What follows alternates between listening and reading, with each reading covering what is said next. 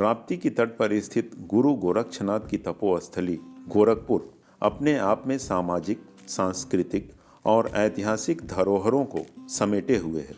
मुंशी प्रेमचंद और फिराक गोरखपुरी जैसे ख्यातिलब्ध साहित्यकारों ने इसे अपनी रचनाओं से अभिसिंचित किया है। इसी गोरखपुर की सरजमी से हर क्षेत्रों में लोगों ने अपनी बुलंदियों का परचम लहराया है।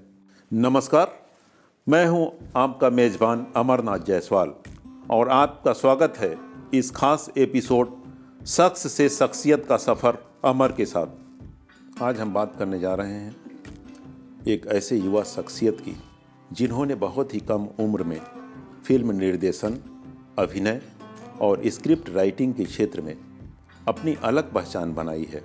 हम स्वागत करते हैं युवाओं के प्रेरणा स्रोत अश्विन आलोक का। अश्विन, स्वागत है आज के इस कार्यक्रम में आपका। धन्यवाद। अश्विन आलोक ने कंप्यूटर साइंस में इंजीनियरिंग करने के बाद MBA किया और उसके बाद इनका शुरू हुआ फिल्मी सफ़र। अश्विन, इंजीनियरिंग की डिग्री लेने के बाद आपका फिल्मी करियर कैसे शुरू हुआ? टेक्निकली इंजीनियरिंग के दौरान मैंने एक कंपनी शुरू की थी, क्रिएटिव क्रू। उस समय मैं सर्टिफाइड फिटनेस ट्रेनर हो गया था, तो मैंने सोचा लोगों को यूट्यूब चैनल के माध्यम से जागरूक किया जाए स्वस्थ रहने के लिए। तो उस दौरान 2015 में मैंने यूट्यूब चैनल शुरू किया, लेकिन पढ़ाई में वैसा मौका नहीं मिल पाया इंजीनियरिंग 3rd-4th ईयर में कि इसको आगे बढ़ाया जाए। फिर 2017 में जब मैं दिल्ली आया तो अपने एक स्कूल के मित्र के साथ, शुभम के साथ मिलके क्रिएटिव क्रू को हमने दोबारा शुरू किया। उसके बाद हमने बहुत सारे हाई प्रोफाइल शूट्स किए, फिर ये चीज़ फुल टाइम होने लगी और उसके बाद से बीच में हमने डिसाइड किया कि एक शॉर्ट फिल्म बनाते हैं। तो वहाँ से हमने पहली शॉर्ट फिल्म मार्च 2018 में बनाई। बहुत बढ़िया रिस्पांस रहा, एक दिन में 2500 व्यू मिले। तो पहले वीडियो को अगर आप चैनल पर पहला वीडियो डालते हैं और इतना बढ़िया रिस्पांस मिलेगा तो उसके बाद हमारा ही मोटिवेशन बढ़ा, परिवार वालों ने भी सपोर्ट करना शुरू कर दिया। उसके बाद से हम करीब 2-3 साल हो गए। आज हमारे चैनल पर करीब 150 से ज़्यादा वीडियो हैं और बहुत बढ़िया चल रहा है। अब तो 6000 से ऊपर सब्सक्राइबर हो गए। तो इस तरह से इस लाइन में मेरी एंट्री हुई। अश्विन, आपके पिताजी एक डॉक्टर हैं जी। और आपने एक डॉक्टर न बनते हुए एक नया फील्ड, फिल्मी दुनिया का करियर चुना जी। क्या आपको इसमें कठिनाइयों का सामना भी करना पड़ा होगा? पिताजी डॉक्टर हैं, एक तरह से उनका सपोर्ट रहा। शुरुआत में फाइनेंशियली उन्होंने काफ़ी सपोर्ट किया जी, लेकिन हर इंसान को अपनी ज़िंदगी में आगे बढ़ने के लिए कठिनाई का सामना ज़रूर करना पड़ता है। वो पिताजी या घर वाले नहीं कर सकते हैं, वो खुद को ही करना पड़ता है। तो मैंने भी काफ़ी ज़्यादा किया। 2017 से लेकर 2019 तक काफ़ी ज़्यादा स्ट्रगल रहा। 2020 में चीज़ें थोड़ी सुधरनी शुरू हुई और अब काफ़ी ज़्यादा स्टेबिलिटी आती हुई नज़र आ रही है। तो शुरुआती दिनों में सपोर्ट कोई नहीं करता है उस तरह से मन से, तो आपको अपने आप को प्रूव करना होता है कि आप उस सपोर्ट लेने लायक हैं। जब लोगों को भरोसा हो जाता है कि आप जो कर रहे हैं सही कर रहे हैं, तो बाकी लोग भी मन से जुड़ते हैं आपके साथ। अश्विन, मैं आपके बारे में जब पढ़ रहा था तो मैंने देखा कि बहुत सारे इंटरनेशनल और नेशनल अवार्ड्स भी आपने जीते हैं। उसके बारे में आप अगर अनुभव साझा करें। जी, सबसे पहला अवार्ड तो मेरी फिल्म 10 लाख को मिला था। जो कि 2018 में न्यू दिल्ली फिल्म फेस्टिवल में उसको इनाम मिला था। तो वो फिल्म टॉप 25 फिल्म्स में आई थी। Very nice. करीब 1200 फिल्म वहाँ सबमिट हुई थी उस साल, उसमें से हमारी फिल्म टॉप 25 में आई। तो ये बहुत बढ़िया अचीवमेंट था। उसके बाद फिर हमने इस साल काफ़ी फिल्म बनाई, कोरोना पर बनाई, यूपी गवर्नमेंट के लिए बनाई। उनको भी टैगोर इंटरनेशनल फिल्म फेस्टिवल में अवार्ड मिला। और ओवरऑल हमने 12 फिल्म फेस्टिवल अवार्ड्स जीते हैं। इसमें से एक अवार्ड मुझे भी बेस्ट एक्टर के लिए मिला था अपनी फिल्म जीते गए।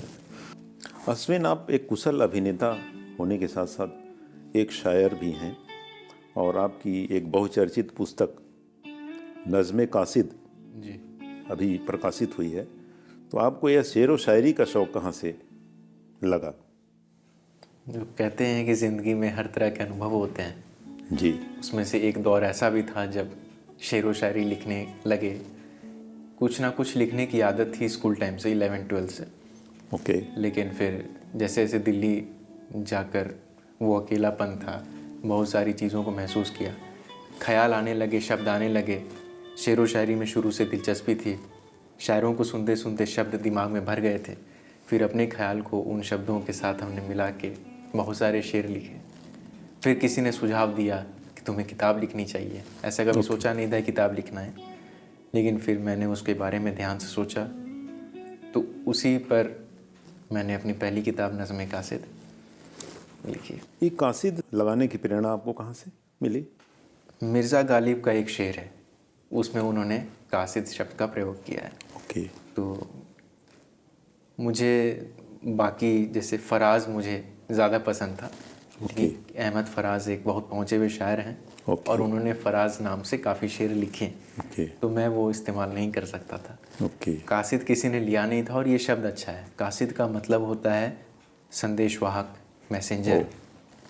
तो मैंने सोचा कि अपनी बात लोगों तक पहुंचाऊं मैसेंजर बन के, कासिद बन के, तो वहाँ से मैंने कासिद का लिया। हम चाहेंगे कि आप इस मौके पे एक अपना शेर दर्शकों को भी सुनाएं। बहुत पहले मैंने जब थोड़ा सा मुश्किल दौर चल रहा था, उस दौरान मैंने एक शेर लिखी थी ज़िंदगी के ऊपर जी। जब काफ़ी कुछ ज़िंदगी सिखा रही होती है, फिर भी आप मजबूती के साथ टिके होते हैं, तो पेश करता हूँ। मैं बढ़ तो रहा हूँ अपनी मंजिल की ओर कासिद, मैं बढ़ तो रहा हूँ अपनी मंजिल की ओर कासिद, मगर लोग छूटते गए और तजुर्बा बढ़ता रहा। वाह, क्या बात है। अश्विन, आपने सैफ अली खान जैसे अभिनेताओं के साथ भी अभिनय किया है, आपका कैसा अनुभव रहा? जी, अमेज़ॉन प्राइम की एक वेब सीरीज़ आ रही है तांडव, जिसका कल टीज़र रिलीज़ होने वाला है। ओके। तो बहुत एक्सीडेंटली इसमें मौका मिल गया मुझे, तो 2 दिन के लिए शूट करने मैं गया था पटौदी पैलेस। तो वहाँ पर मैंने काफ़ी बड़े बड़े लोगों को देखा, जैसे तिग्मांशु धूलिया, सैफ अली खान, सुनील ग्रोवर और अली अब्बास ज़फ़र, जो कि भारत फिल्म को डायरेक्ट कर चुके हैं। तो इतने सारे लोगों के बीच में काम करने का अनुभव काफ़ी अच्छा रहा। शूटिंग एक बहुत बोरिंग चीज़ होती है, जिनको लगता है कि शूट में बहुत मज़ा आता है, ऐसा नहीं होता है। तो झेलना पड़ता है पूरा दिन, कुछ नहीं कर सकते हैं, लेकिन उन लोगों के साथ शूट करके काफ़ी अच्छा लगा। एक सीन है जिसमें मैं कुमुद मिश्रा के साथ दिख सकता हूँ। ओवरऑल एक्सपीरियंस बढ़िया था। उन लोगों को अपने सामने एक्ट करते हुए देखकर सीखने का ही बहुत कुछ मौका मिला। अश्विन, आपकी भविष्य की योजनाएं क्या हैं? जो मैं फिल्में बना रहा हूँ, सामाजिक मुद्दों पर फिल्म आती रहेंगी हमारी। उसके अलावा मैं युवाओं के लिए काम करना चाहता हूँ। ओके। तो मेरी एक अलग कंपनी है माइंड कॉलिंग के नाम से। ओके। उसमें मैं लोगों को ये सिखाना चाहता हूँ कि आप कैसे अपने दिमाग का इस्तेमाल कर सकते हैं अपनी इच्छाओं को पूरी करने के लिए। अगर आपको ज़िंदगी में आगे बढ़ना है तो आप अपने दिमाग को किस तरह से इस्तेमाल कर सकते हैं, क्या करना चाहिए, क्या नहीं करना चाहिए। क्योंकि ये 5 साल का जो एक्सपीरियंस है, इसमें मैंने बहुत कुछ सीखा है और बहुत सी ऐसी चीज़ें मैं जानता हूँ। मेरी दूसरी किताब जो हो सकता है 2021 में रिलीज़ हो, पब्लिश हो, वो भी इसी बारे में है। तो ये सारा कुछ मिला के मैं माइंड कंडीशनिंग, कि हम अपने दिमाग को ट्रेन कैसे कर सकते हैं, इस चीज़ पर काम करना चाहता हूँ। साथ ही साथ हमारी फिल्म तो आती रहेगी। ओके। तो ये ऐसी योजना है। युवाओं को आप क्या संदेश देना चाहते हैं Ashwin?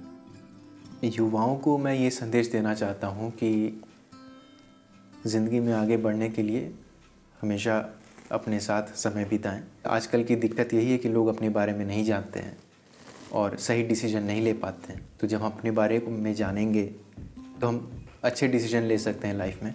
Self improvement, self growth बहुत इम्पॉर्टेंट है। किसी ना किसी तरीके से आप अपने आप को आगे पुश करते रहिए। किताबें पढ़िए। किताब पढ़ना सबसे इजी, सस्ता और बढ़िया उपाय है। उससे आप घर बैठे दुनिया भर की पुरानी नई हर तरह की जानकारी हासिल कर सकते हैं और उससे काफ़ी मदद मिलती है मुझे। तो मैं चाहता हूँ कि पर्सनल ग्रोथ पर सारे लोग फोकस करें और तभी लोग आगे बढ़ सकते हैं। अश्विन, अपना बहुमूल्य समय निकाल कर यहाँ आने के लिए आपका बहुत बहुत धन्यवाद।